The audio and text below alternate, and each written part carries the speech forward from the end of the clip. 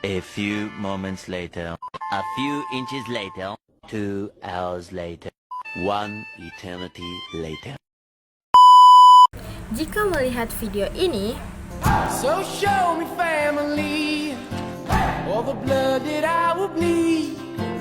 I don't know where I belong, I don't know where I went wrong. I can write a song. hal yang terlintas di kepala adalah sampah, kotor, menjijikan, dan beberapa zat lainnya.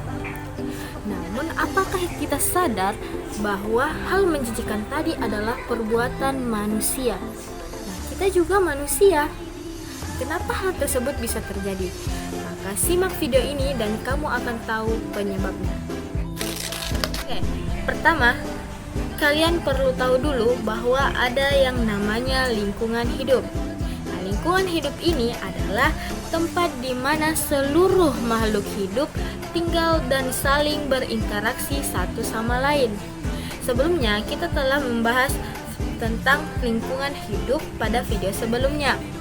Sekarang kita akan membahas lingkungan hidup ini secara lebih luas. Aspek lain dari lingkungan hidup tidak hanya sebatas komponen fisik dan biologis, tetapi mencakup dimensi yang lebih luas. Nah, di mana di dalamnya ini terdapat aspek sosial, ekonomi, dan hukum. Memahami aspek-aspek ini sangat penting demi keberlanjutan pembangunan kita. Oke, kita masuk ke yang pertama, lingkungan sosial dan budaya. Untuk aspek ini mencakup interaksi antar manusia serta nilai-nilai, kepercayaan, dan kebiasaan-kebiasaan yang membentuk suatu masyarakat.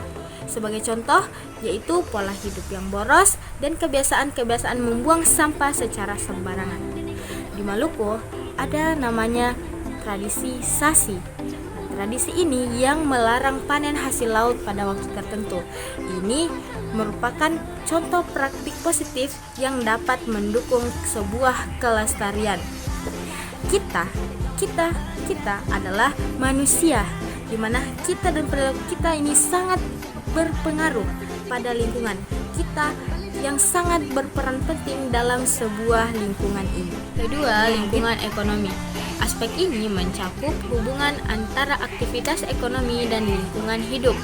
Kegiatan industri, pertanian, dan perdagangan sangat bergantung pada sumber daya alam. Penggunaan yang tidak bijak dapat menyebabkan eksploitasi secara berlebihan. Konsep ini menekankan bahwa pembangunan ekonomi harus seimbang dengan perlindungan lingkungan agar sumber daya alam tetap tersedia untuk generasi mendatang. Ketiga, lingkungan politik dan hukum. Aspek ini mencakup peraturan dan kebijakan pemerintah yang mengatur dan melindungi lingkungan hidup. Di Indonesia, terdapat Undang-Undang Nomor 32 Tahun 2009 tentang Perlindungan dan Pengelolaan Lingkungan Hidup atau UU PPLH yang menjadi dasar hukum. Undang-undang ini mengatur berbagai hal mulai dari AMDAL atau analisis mengenai dampak lingkungan, standar baku mutu, hingga penegakan hukum bagi pihak yang melanggar. Nah, di sini pemerintah berperan sebagai pengawas dan pembuat kebijakan untuk memastikan semua pihak, baik itu individu maupun perusahaan, agar mereka bertanggung jawab atas aktivitas yang mereka lakukan terhadap lingkungan. Itulah 3 aspek yang telah saya jelaskan. Semua aspek ini terhubung dalam sebuah sistem yang rumit. Keterbatasan sumber daya alam dapat memicu konflik sosial dan ekonomi. Kemiskinan kerap kali membuat masyarakat melakukan hal yang merusak lingkungan alam, contohnya penebangan pohon secara liar. Bencana alam seperti banjir dan longsor sering kali terjadi akibat kelalaian dalam menaati aturan hukum tentang tata ruang dan pengelolaan lingkungan. Efektivitas hukum sangat bergantung pada kesadaran dan partisipasi masyarakat dalam mematuhi aturan serta mengawasi implementasinya. Dengan memahami bahwa semua komponen ini saling memengaruhi satu sama lain, maka kita bisa melihat bahwa masalah lingkungan bukan hanya sekadar isu alam, tetapi juga isu sosial, isu ekonomi, dan isu hukum. Itulah penjelasan dari pertanyaan video sebelumnya.